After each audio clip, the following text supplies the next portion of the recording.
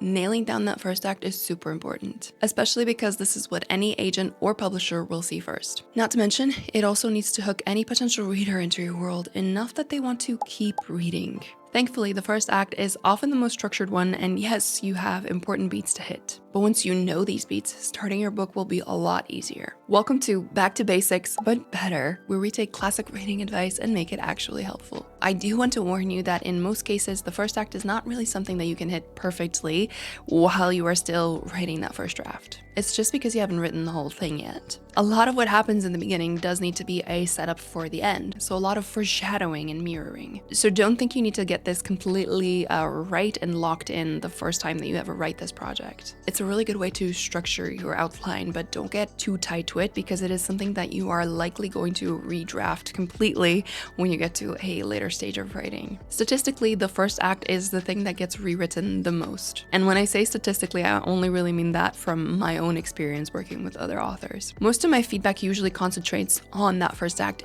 anyway, even if I am editing a full finished manuscript. I also rewrote my first chapters about 6 times for the novel that I'm working on, and we'll finish any day now. Now, let's break down those beats. What do you have to have in a first act? You need to set up a baseline for your character, otherwise known as the status quo or the equilibrium state. It's what's familiar to the character. Now, this can often get taken out of context, or rather without enough context, and we think that we just need to talk about that character's daily routine. No. That's not what this is. This is why the constriction is such an important part of this beat. Now, what is a constriction? It might be your character's internal conflict, something that they're battling with inside. Maybe it's about how they don't fit into the world around them, or they don't understand it. It could be a character's misbelief about themselves. Maybe they think I'm not good enough, or I must achieve something to be worthy. Maybe they've got past trauma. Maybe they're stuck on an event in their backstory that still haunts them to this day. Maybe it's a fatal flaw. Maybe it's that their socioeconomic state is less than ideal. And maybe it's all of the above. Whatever the character's constriction is, there is one thing that's really important to understand about it. In most books, this constriction is something that your character has been fighting with and failing to correct prior to the events of your book. So before we ever open the book, this is what your character has known. It might be something that they have struggled with for a decade, and might be something that they have only struggled with for a few hours. So it's less about showing us that character's routine or how they live their day-to-day life, and more about the focus on that constriction, the thing that's weighing on them. The most important thing is that they are stuck in something. And that is your hook. It's different from the inciting incident, but it still has that spark that can intrigue your readers. Why is that? Because your character finds themselves in a less than ideal and sometimes almost even an impossible situation, and we want to know, how are they going to get themselves out of it? Maybe they just killed someone by accident. Maybe their usual panic attacks have become worse than usual. Or maybe they're about to lose their job because of a deeper emotional or mental issue. One important note for this opening beat is that this is the place where your character's internal goals form. Actually, that's a lie. The internal goal should already be present with your character on that first page. And usually it's simply going to be to get rid of that constriction. This is different from the external motivation, which is something that we'll be talking about as your closing beat of the first act. So this is where your call to action or your inciting incident comes in. The inciting incident does not have to be on page 1. It doesn't have to happen before we open the book. I promise you, it doesn't. I know these days we tend to rush straight into the action and we want to get the plot moving as quickly as possible, but I promise you, you can leave the inciting incident for the second chapter. As long as you have a strong enough constriction in the first chapter, your reader should be intrigued enough to make it to the inciting incident. So the purpose of the incident is to challenge your character's baseline. So it's that world or situation that they are currently used to, and to offer them or even force them into a way through that constriction. If your hook in your constriction is that your protagonist just committed murder, then your incident could be that a detective requests to interview them. If your baseline in constriction is that your overachieving protagonist just lost his job, but he needs to attend a family gathering where he needs to prove himself, then maybe the inciting incident is that he reads about his big brother's great success in the newspapers. This sets up a bigger challenge for the protagonist, and it leads us perfectly into the last part of Act 1.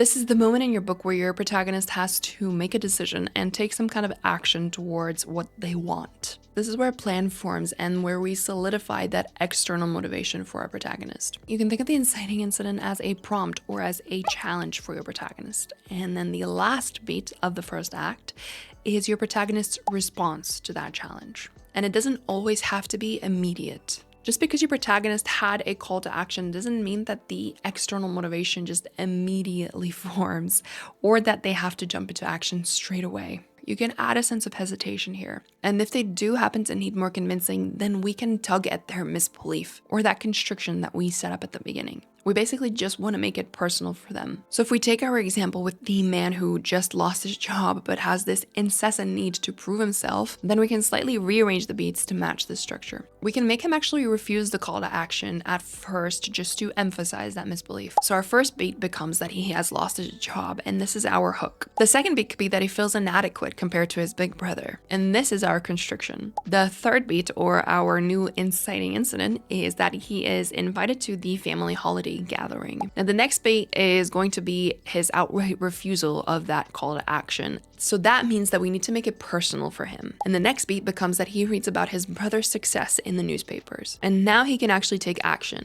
He decides he's going to go after all, and he is going to outshine his brother one way or another. Ooh, that rhymes. I really like that.